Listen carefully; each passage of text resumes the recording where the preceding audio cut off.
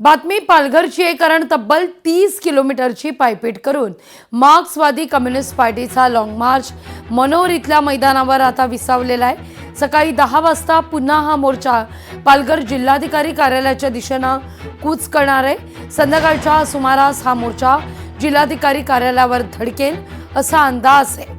आपल्या प्रलंबित मागण्यांकरता हा एल्गार पुकारला जातोय। वनपट्टी धारकाच्या नावावर करावेत, स्मार्ट मीटरची सक्ती बंद करावी, जलजीवन मिशनची कामं त्वरित पूर्ण करावी, ही काही प्रमुख मागण्या आहेत, ज्या प्रमुख मागण्यांकरता माकपनं हा लॉंग मार्च काढला आहे। या सगळ्याविषयी अधिक माहिती घेण्याकरता थेट जाते या मोर्चास्थळी आपले प्रतिनिधी प्रवीण बाबरे यांच्याकडे। प्रवीण, काय सध्या परिस्थिती आहे? बरोबर 10 वाजता पुन्हा एकदा हा मोर्चा जिल्हाधिकारी कार्यालयाच्या दिशेने मार्गस्थ होईल, कूच करेल।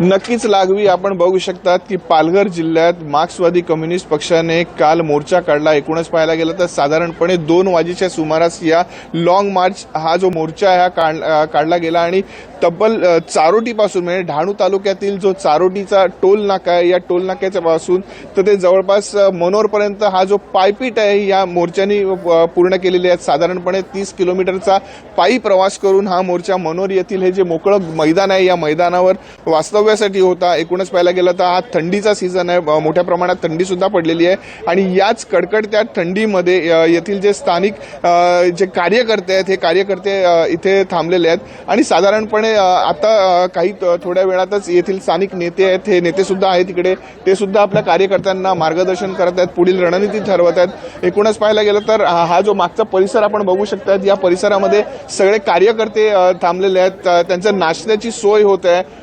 एकूणच पाहायला गेलं तर आता हे जे कार्यकर्ते आहेत हे सगळे पूर्णपणे तयारीला लागले आहेत आणि तुम्ही तिथे बघू शकता तर तिथे जेवणाची सुद्धा म्हणजे त्यांचा जो नाश्ता करत आहेत त्याची तयारी सुद्धा स्थानिक पातळीवरच करत आहेत। येथील काही आंदोलनकर्ते आहेत त्यांच्याकडनं जाणून घेण्याचा प्रयत्न करूयात। दादा, मला सांगा की मोर्चा काढलेला आहे, नेमके काय मागण्या आहेत आणि हा कसा मोर्चा असणार आहे? आजच्या या मोर्चाच्या मुख्य मागण्या जंगल, जमीन, पाणी आणि रोजगार, त्याचबरोबर या सरकारने स्मार्ट मीटर जे लावलेले आहेत हे जबरदस्ती करून लावलेले आहेत ना, ते मीटर आम्हाला नको आहेत, या प्रश्नावर हा आंदोलन चालू केलेला आहे। अर्थातच कालपासून हे आंदोलन चालू आहे। आता 30 किलोमीटर पार करून मनोरला आम्ही मुक्कामाचे आलेले आहेत। आता पुन्हा जवळ 11 वाजेला इथून हा मोर्चा निघणार, तो जाईल कलेक्टर ऑफिसला आणि कलेक्टर ऑफिसला गेल्यानंतर तिथं परत आम्ही ठिय्या मांडून बसणार आणि आमच्या मागण्या ज्या आहेत त्या मान्य करण्यासाठी कलेक्टर मॅडमला आम्ही शिष्टमंडळाच्या द्वारे जाब विचारणार आहे।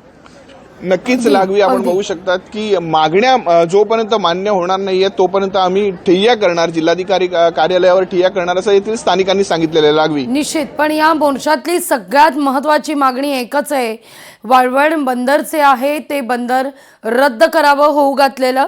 या प्रमुख मागण्यांचा देखील यात विशेषतः समावेश आहे। वाळवणचं बंदर आणि मोरबे इथला जिंदाल बंदर देखील रद्द करावं, या मागणीकरता हा लॉंग मार्च निघतो आणि आज या लॉंग मार्चचा दुसरा दिवस आहे। प्रवीण, धन्यवाद, तुम्ही दिलेला सविस्तर माहिती करता। लोकशाही मराठी ऐका, पहा, जागरूक रहा।